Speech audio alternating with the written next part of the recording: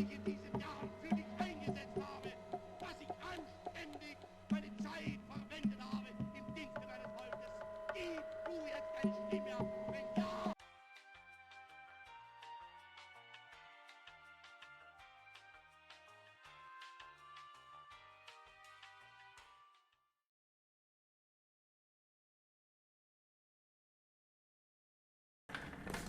As the Nazis marched, they were met by armed police and Bavarian soldiers who immediately shot at them. Hitler, stunned by the commotion, fell to the ground and dislocated his shoulder. He was able to escape, but was caught 2 days later and imprisoned.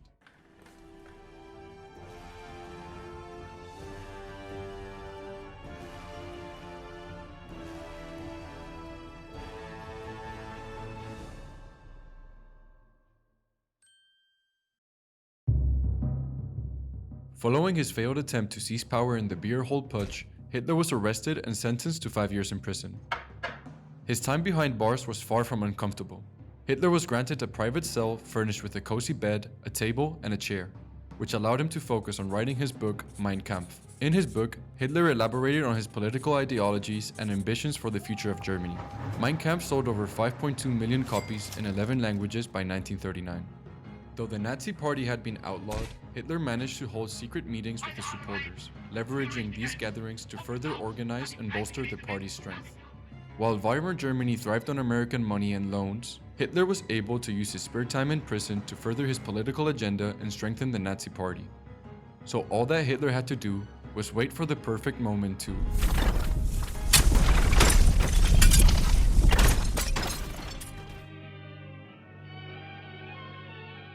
October 28, 1929, a day now known as Black Monday, the US's economy suffered a devastating collapse after years of speculation. The repercussions were felt globally, and Weimar Germany, heavily reliant on US loans, was hit hard as the flow of funds abruptly ended. The impact was immediate, causing rampant unemployment, widespread poverty, and homelessness. As the situation worsened, the Weimar government faced the task of finding a solution to alleviate the crisis. However, the response was inadequate, as they chose to raise taxes and cut wages, which only served to worsen the suffering of the people. This misguided strategy proved to be a fatal mistake, providing Adolf Hitler with the perfect opportunity to seize power and set in motion the eventual downfall of German democracy.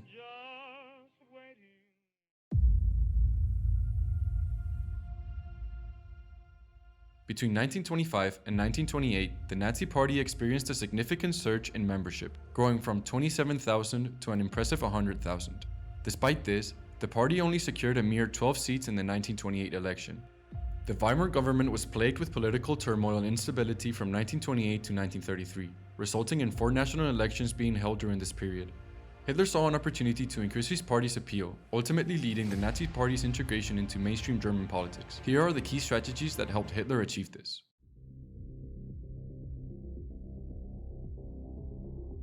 The Nazi Party's imagery was uniquely striking and memorable. With recognizable symbols like the swastika, the Nazi Party created a powerful brand that propelled their propaganda campaigns to great success, unifying the German people behind their cause. One such campaign was the Work and Bread campaign, which resonated with over 6 million unemployed Germans in 1932, promising them decent jobs to support their families. Week after week, the Nazi Party continued to spread its message throughout newspapers and electrifying speeches, delivered by the clear face of the party, Adolf Hitler. His radical promises, including the abolishment of the Treaty of Versailles and the unification of all German-speaking people, inspired unprecedented levels of support for the party.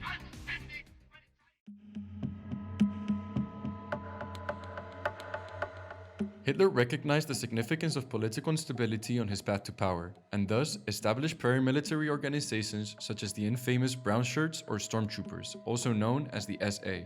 This group employed tactics of intimidation and violence to disrupt political opponents' rallies, helping to boost the Nazi Party's support. Hitler also increased interest in the Nazi Party by clearly identifying the Jewish people as the convenient scapegoat for all of Germany's problems. By using them as a target for blame, he effectively created a unifying force among Germans. Additionally, Hitler further exploited the situation by including communists and foreign powers as scapegoats. Back in Berlin, as the 1932 elections approached, the Weimar government appeared increasingly disorganized and incapable of resolving Germany's critical state. President Hindenburg had returned to power, relying heavily on the unpopular Article 48, which granted emergency powers to the president. The Nazi Party, which had a lot of momentum, emerged as the clear favorite in the July 1932 elections, winning 230 seats and becoming the largest political party. However, they lacked a majority in the Reichstag, and Hitler, who requested to be chancellor, was denied by Hindenburg, who did not trust him. Instead, Hindenburg chose von Papen from the Center Party as chancellor. But since he was not the leader of the largest party, von Papen struggled to govern effectively, unable to pass laws without a majority. This led to a second election in November 1932. The Nazi Party, now down to 196 seats, was still the leading party. Von Papen still failed to gain a majority, and Hindenburg turned to von Schleicher as the next chancellor, convinced that the country was in the brink of civil war.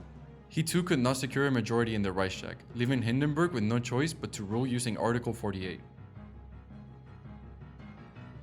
Determined to regain power, von Papen met with Hitler in early January 1933, where they struck a deal where von Papen will help Hitler become chancellor if Hitler made von Papen vice-chancellor, believing he could control him. With no other options left, Hindenburg reluctantly made Hitler chancellor on January 30th, 1933.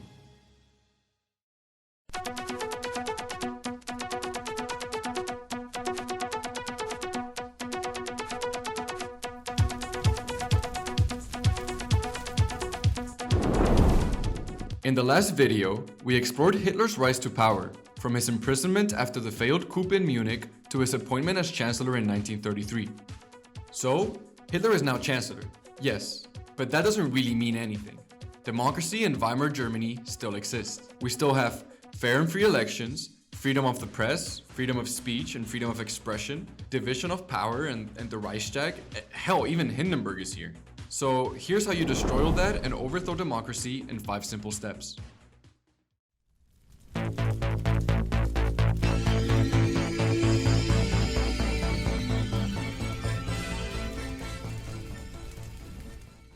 On the evening of February 27th, 1933, flames illuminated the night sky as the bastion of German democracy, the Reichstag building, burned in Berlin.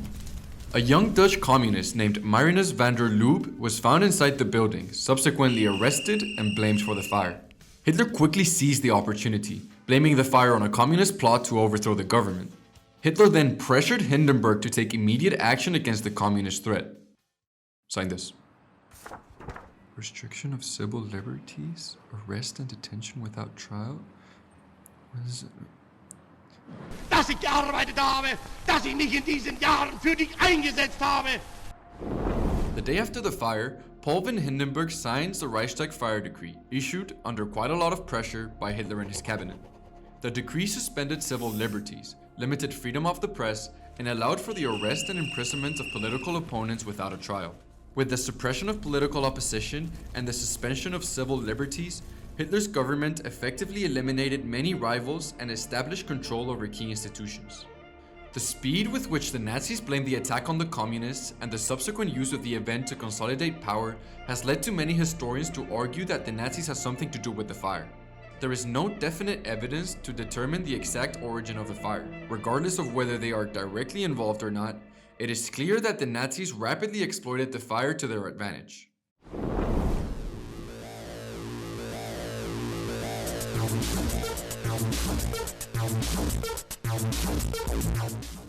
Building on the momentum gained from the Reichstag Fire decree and the electoral success in 1933, the Nazi Party introduced the Enabling Act to the Reichstag on March 23, 1933. This is what the Enabling Act did. It granted legislative power to the cabinet, effectively bypassing the Reichstag. It suspended various fundamental rights and constitutional protections, including freedom of speech, press, assembly, and association. It banned trade unions. And it also authorized the government to interfere with states' rights. In summary, the Enabling Act fundamentally removes the Reichstag from Hitler's way, funneling power straight to the Nazi Party.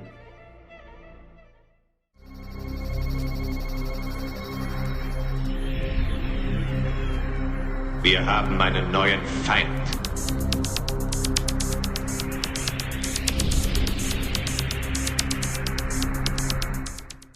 After suppressing, arresting, and eliminating your opposition, the next step is to control the institutions. The legal revolution, also known as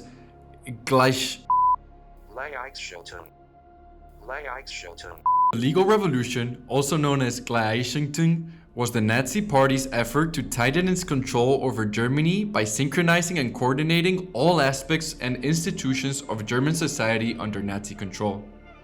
The Nazis knew about the importance of image and media in controlling the country. In March 1933, Goebbels was appointed as Minister of Propaganda and started controlling the media to shape public opinion and disseminate propaganda. In April, non-Nazi newspapers were shut down or brought under Nazi control. On July 14, 1933, Hitler banned and merged all political parties into the Nazi Party, which became the sole legal political entity in Germany. Hitler also replaced existing judges and lawyers with Nazi loyalists, giving him control over the legal system. The Nazi Party also saw the importance of religion and signed an agreement with the Vatican known as the Reichskonkordat. The Concordat guaranteed certain rights and protections for the Catholic Church in Germany, all as long as the Catholic Church would not interfere with political matters in Germany. By controlling all aspects of society, the Nazis were able to eliminate all opposition and ensure that their ideology and their goals were the only ones that were allowed in Germany.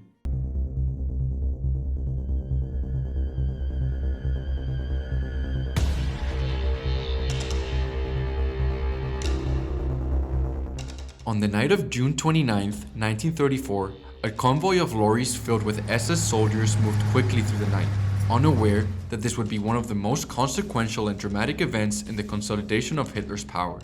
During what would later be called the Night of the Long Knives, Hitler ordered the SS and the Gestapo to murder anyone he disliked or feared. This list not only included political opponents, but also people within the Nazi Party, such as Gregor Strasser, a prominent member of the Nazi Party who criticized Hitler's leadership, and longtime friend and ally Ernst Röhm. Röhm was the leader of the SA, but his ambitions and calls for the SA to become a paramilitary force in the German army had created tension. The Night of the Long Knives was Hitler's way to clean the house. He got rid of any political opponents and eliminated threats inside of the Nazi Party. Hitler defended his actions, claiming that he was defending Germany against the plot by Röhm and the, and I quote, degenerate homosexuals around him.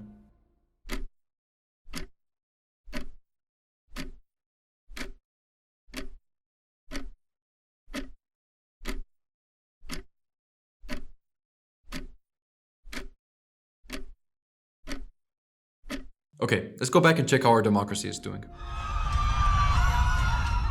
So the only thing left between Hitler and total control over Germany was an 86-year-old Paul von Hindenburg, who was serving as president of Germany at the time. On the evening of August 2nd, 1934, Paul von Hindenburg died. Hitler wasted no time, and on the same day, he merged the chancellorship with the presidency, effectively erasing Hindenburg's position and consolidating all power into his own hands, making him the supreme leader of Germany. In the next episode, we will be going over part 3 and the experiences of Germans under the Nazi regime. Thanks for watching.